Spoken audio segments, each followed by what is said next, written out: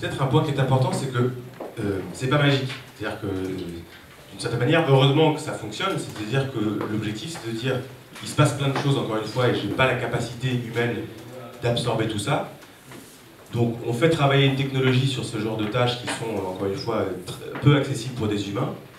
Et donc, d'une certaine manière, c'est quasiment mécanique. C'est-à-dire qu'à partir du moment où vous arrivez à détecter la demande est là, les conditions de marché d'un point de vue concurrentiel sont de telle physionomie. Ici c'est saturé, ici ça intéresse personne, ici au contraire effectivement c'est vierge.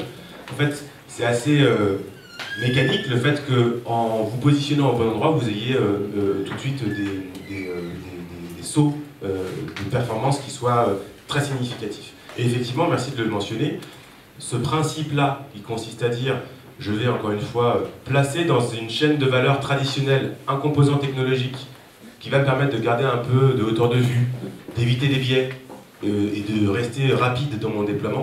C'est quelque chose qui se réplique dans énormément de métiers et pas forcément des métiers derrière du marketing. Ça fonctionne aussi dans le juridique, dans la finance, etc.